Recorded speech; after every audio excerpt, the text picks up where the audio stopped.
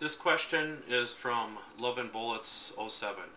Hey, since you've had such a fast response to my last question, I've got more. What modalities do you find most rewarding to use?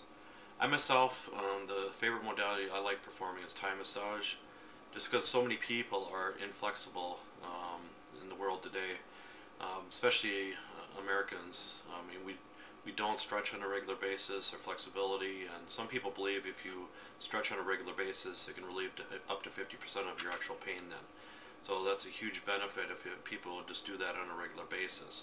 But with Thai massage, it's a little bit of massage and a lot of stretching. It's basically assisted stretching or lazy person's yoga, what some people call it. Another one I love is active release. You basically press an area, hold it, bring it to a little discomfort, and then you stretch out the area for a couple seconds. Bring it to like a 7 or 8, so some discomfort, relax it for a couple seconds, stretch out a little bit farther for a few seconds, and then bring it back for a few seconds. But that usually helps with flexibility too, and also with the trigger points. Those modalities that I myself I like the most.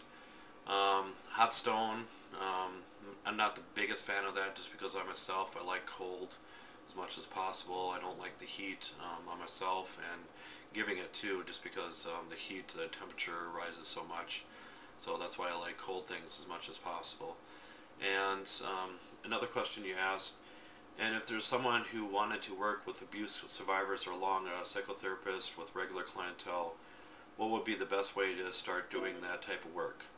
With that type of work, it's a little bit harder. The only person I've really known in the past is this person that's psychotherapist, so it's a psychologist that was a massage therapist too. But they would only massage certain areas of the body, so basically the back. They just stay in that area to help give responses out of that. But I myself, I could see a great need for you can try to get a grant to do some research on those areas would be awesome, because that area really hasn't been delved into as much. But it makes sense. The more the person is relaxed, the more they can divulge information and get it off their chest, basically. But with that, you might want to find out if there's any organizations that are like charities or fundraisers for like the mentally ill. It would help out help out a great benefit. Then you can get to know those type of people that are psychologists and psychiatrists. But again, that would help out immensely. And just be careful as a massage therapist, because so many times the client will actually tell you different kind of situations, and they'll ask you for remedies. But the thing is, us as massage therapists, we're not psychologists, so we can recommend them to see somebody and try not to give advice when they're mentioning certain things.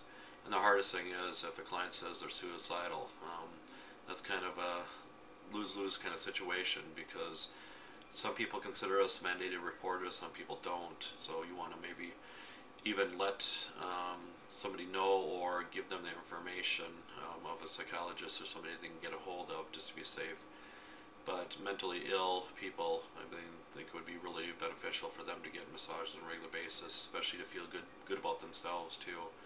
And people with body image problems like bulimics, anorexics, I think that's massage would be one of the best treatments, and I've heard of people using that.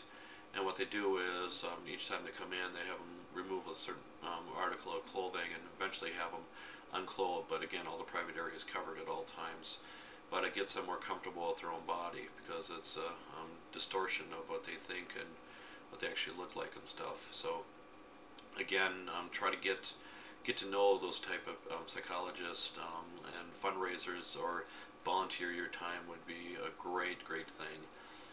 But again, it's a little bit harder to get in that area, and I don't want to get your hopes up to get in that, but that area, that type of population definitely needs it. And if there's any other therapists out there that work exclusively with the mentally ill and people with abuse and those kind of problems, definitely comment it below.